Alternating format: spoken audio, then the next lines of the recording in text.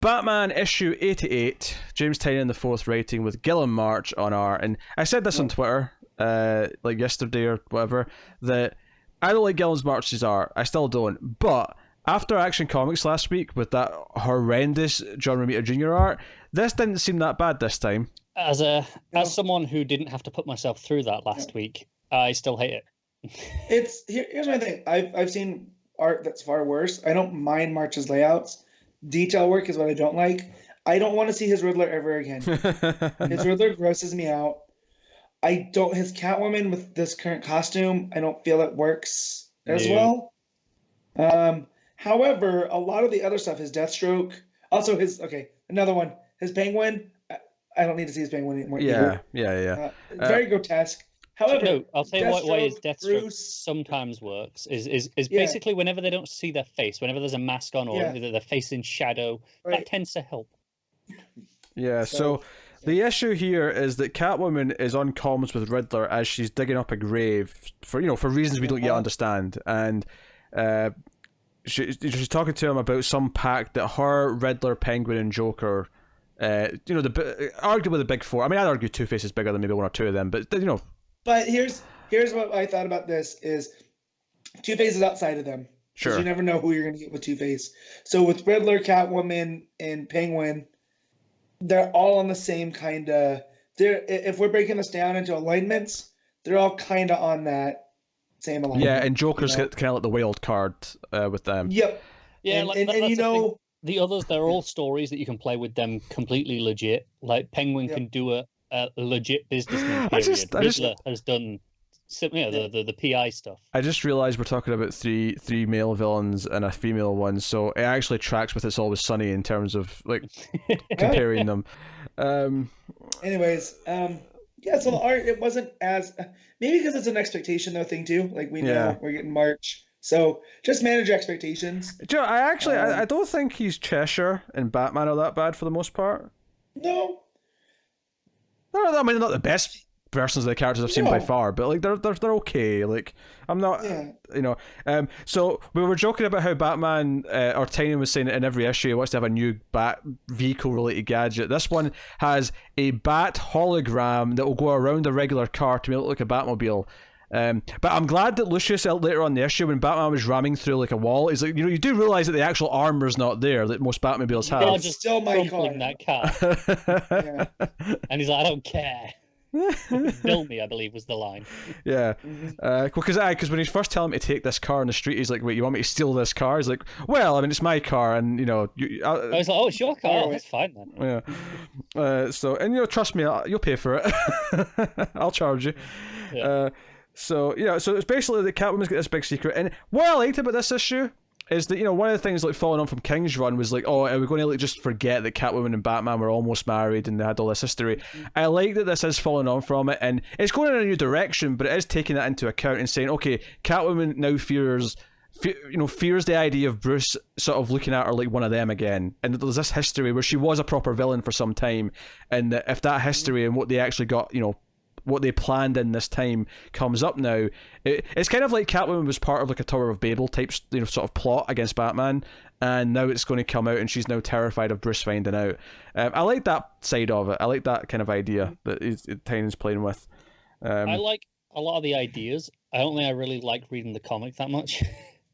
That's fair. I don't know, there's something like maybe it's part of the art, part of just, I don't know, the pacing of this issue, just it doesn't quite feel right to me. That's fair. And now we have, obviously, Batman comes in to get all the villains that were taken from the prison.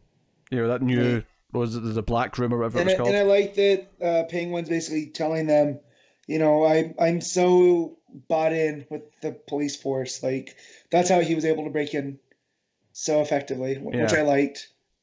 So... there's the reasoning there. That was fine. Batman goes in, does some fighting, and Deathstroke actually slits Cobblepot's throat. Although he knows it's not lethal as long as he gets to a doctor. He's like, no, you can save him, but you have to go to the hospital. You have to let us go to save him. To choose. Yeah. Right.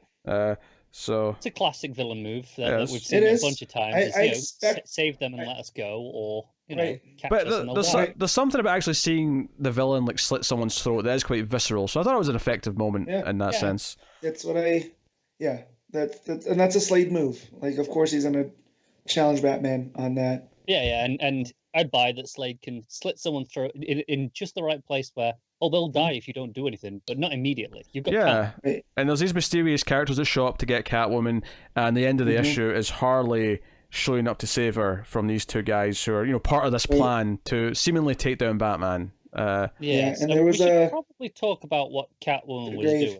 Yeah, she was digging a grave, and inside the grave, we see what looks like a Joker. Right. And she's like, well, this can't be. And then the body starts talking to her, and there's a green font in the box, so that's it's a tell of something weird's going on. Yeah, but it's not Joker's typical font, though, either. It's like a different set. And then it starts spewing this green gas. Which kind of makes her kind of like, I don't want to say hallucinate Loopy. necessarily, but she's kind of, we get this visual of like, her, she looks like she's drowning in the rain almost. Honestly, if I didn't know we were getting 3 Jokers still, and know for a fact that was coming, I'd be wondering, is this playing with that? Yeah, that'd be cool. See if this was like one of the Jokers that, and these like 3 or 4 villains knew he was dead, or that one Joker was dead. Like, that'd be an interesting way to tie it into some of the backstory of some of these characters, but I don't think it is. I think this is a separate thing. I do as well. But if we didn't know that book was still coming, and we'd had the 3 Jokers tease a while back, and just nothing happened with it, I would be thinking that maybe this is something to do with that. Yeah, we knew Harley was coming because she was in a lot of the promo material for Tynion's run, so we knew she was coming early. It made sense that she shows up here. I don't like how March draws her costume. It's a little bit too in the clinging to the skin and body shape side for my liking, but... You're saying March is a bit of a sleazebag sometimes? Never seen that before. But I do like the colour scheme, black and red, back to the sort of the classic a little bit. So I'm looking forward to seeing other artists' interpretation of this costume. This isn't a new costume, is it? It's not. I don't know what she's been wearing recently. I feel like this is one that's been around for most of the Rebirth run. With this black and red like that. I feel like I've seen this for years at this point. I don't remember what she's. I've barely seen her in that. No. No, that's fair. Just this. What This are we looked talking like. about? I didn't think this was a new Harley Quinn costume. I thought this was the one she's had for years. I thought she had a lot of blue and red recently. Maybe I'm just imagining. No, that. this looks like the one from that we've seen in others. Although the cut off jeans with the pocket showing. That was a fine issue. I think it's I like the story. Obviously, the art I'm not in love with because it's March, but. Like I say, after JR's art last week, this at least still felt like someone who should be paid to draw art, even if I don't like it that much. Right. So that's so cruel. It is cruel, but honestly, honestly, the art in that Superman last week might be the worst art I've ever seen in a mainstream comic book. Yeah, now's a good time to remind people. Please don't go tag JR in this stuff. Just leave him be. Yeah. So. Yeah, I mean, I think the story's fine. I'm enjoying kind of the story beats that Tynion's playing with. Pacing's a little bit, like double shipping-y, for lack of a better term. Yeah. But it's interesting that we know that when he started writing for this book, he was expecting monthly. He was, and this is only the 3rd issue that he's done, so I don't imagine he got that far ahead and went, oh, by the way, this is still double. I wonder at what point he had to switch. I wonder if he mapped out the first arc and then was told, oh, by the way, this is going to be double shipping still, and he had to like sort of quickly move on and get the next arc mapped out because he had to get to it quicker than he thought he did. Yeah. But I don't know. But I mean, obviously, Detective was double shipping when he was writing that, and he did a great job on that. I mean, there was the odd weaker issue, sure, but for the most part, it was a really enjoyable run. So, yeah, I'm digging this for the most part, even though obviously the art's whatever. I'm liking that he's kind of doing his hush, and by that I just mean that he's bringing in a lot of villains at the same time and doing a bit of everything. Sure, yeah. I have to admit, like, honestly, this issue disappointed me. Because I don't think it was just the art this time. I think there's some clunky dialogue here or there, and And I understand what he's doing with trying to add a new bat gadget, but sometimes it goes a little too far. Like, stupidly, I was fine with them repurposing a factory, right, to make stuff. I understand that. This holotech and stuff, I don't know. It's just it just feels like just because. And I don't know. This is probably the issue that Tynion's written in anything in a long time that I've been the most underwhelmed by.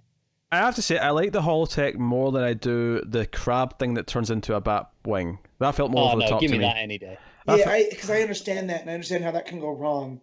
This holotech is just like, look, where does he get all those wonderful toys? And it's like, I get it, and you gotta have some restraint to write Batman, so I'm not gonna kill him too much for it, but it wasn't working for me. Yeah, I appreciated that it didn't actually change the physical properties of the car. Oh yeah, because I was worried it was going to do that. I was glad that they pointed out, no, it's still just a regular car underneath the hologram. I would have loved a page at the end of seeing, when he smashed through, maybe it cut, the holo cut out, and we just saw the actual car crumpled to shit. Yeah, the wrecked luxury car. Yeah, that'd have been funny. Yeah, that'd have been a nice beat if they'd done that.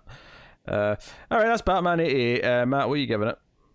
I'm gonna give this a 6.5. All right, Connor. Yeah, I'm giving it just a 6. It's all right.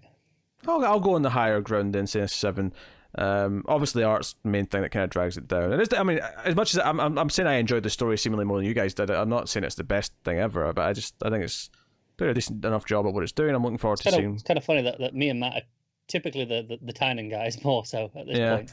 Yeah, but mine was more tied to the art and some of the story stuff. I just didn't. Didn't work. And it makes sense. Pete was way more positive on it than either of us were.